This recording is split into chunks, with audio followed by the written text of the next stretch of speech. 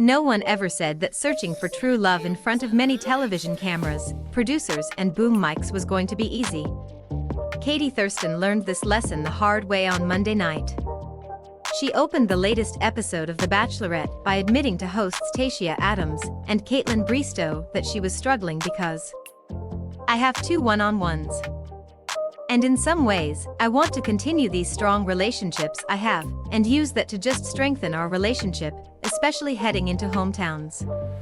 Despite not really having had any quality time with Brendan Scanzano and Mike Planeta, Thurston chose Greg Grippo to go on the week's first solo date, where she showed him a bit of her life at home in Washington. In a confessional, Katie said it was important that they get extra time together since it really has been a while since we've been able to be alone. The pair therefore tossed around a fish, shared oysters, played a game of football, and smooched after giving each other an arrangement of flowers. "After spending today with him, I feel very confident in our relationship," Katie said in a confessional. "I just need him to really trust in this, and be patient, and hope that at the end of it, it was worth it." Of course, based on some recent The Bachelorette spoilers, things with Grippo won't end well. Not one bit. "Greg is somebody I'm definitely falling in love with," Katie later admitted another confessional, as Greg gushed over his potential wife in his own on-camera interview. "I think that I've found the love of my life.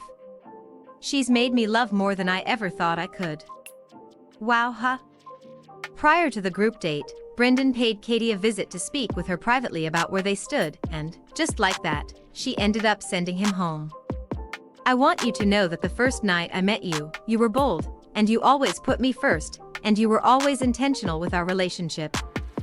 You've continued to put yourself out there, you've gone out of your way to make me feel special," she told this contestant. "Sounds great. However, I mean, even you being here right now and checking on me means a lot. You are somebody that I felt a connection with. I was like, this is somebody I really want to get to know more," Katie continued. "But what I will say that is hard for me is because of hometowns being next week, I don't know that we could get there in time. At this point, given you coming here and talking to me, I just don't think it would be right to even make you go through that." On the final group date of the season, Thurston wanted to see Blake, Michael A., Andrew S., and Justin have fun and loosen up a bit. From there, the beautiful brunette took her men to create their own intimate paintings after seeing a series of sensual portraits. Afterward, Blake said it was inevitable that he and Katie would fall for each other. Justin said the pair's relationship felt natural, and Michael A. said he was scared, but told Thurston, "Nobody can love you like I can." He was then given a rose. On the second solo date, Katie and Mike P. consulted with a cuddle expert, for real, who offered suggestions on how to best cozy up with each other. "Things are awkward, but Katie's very calming. She's a nurturer, and man, do I love nurturers," Mike said. "She reminds me of my mom. My mom brings a nurturing touch to everything and every situation she comes in contact with. Katie does the same thing." Unfortunately, though, Katie didn't really reciprocate these feelings. Said Thurston on air, "I can't deny the fact that, like, today strengthened us and bonded us more. And it's hard because, selfishly, I'm like, let me meet his family and keep him here. I want more of him. But also, if I'm being honest with myself and like, the bigger picture of what this is, I know I do have stronger relationships. It's tough because today would have had to really taken our relationship to the very top, and it didn't. I just don't think it would be fair to make you go to a dinner with me tonight.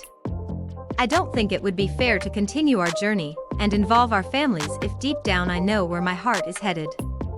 It's a hard decision to want to send you home." Heading into the rose ceremony, Katie told the suitors that she was giving roses to people who she could see a future with. Blake and Justin received the final 2 roses, while Andrew S. was sent home. So that was that, right? Wrong. The booted bachelor returned the next day to talk to Katie. Andrew S. said that it was real between them, and, "I can really say, you know, I fell for you. That's what, like, makes me, you know, in the pain that I have, it gives me comfort because you know, it's a feeling I've never really felt with anyone. I'm super proud of you, and just love the woman you are. You are just incredible." He even gave her a handwritten note before walking out, which read, "If you change your mind, I'll be waiting." In response, Katie burst into tears and immediately ran after him. She jumped into his arms and asked him whether he would be interested in continuing forward in the competition. The shocking answer? No. I wanted to say yes. I'd love nothing more than to be with her, Andrew S. said in a confessional. She FG sprinted down the stairs, and I said no. But I want my future wife to choose me and, I wasn't chosen. So I had to say no. I don't want to go through this with her again. I don't want to be standing at a rose ceremony, waiting for her to not choose me.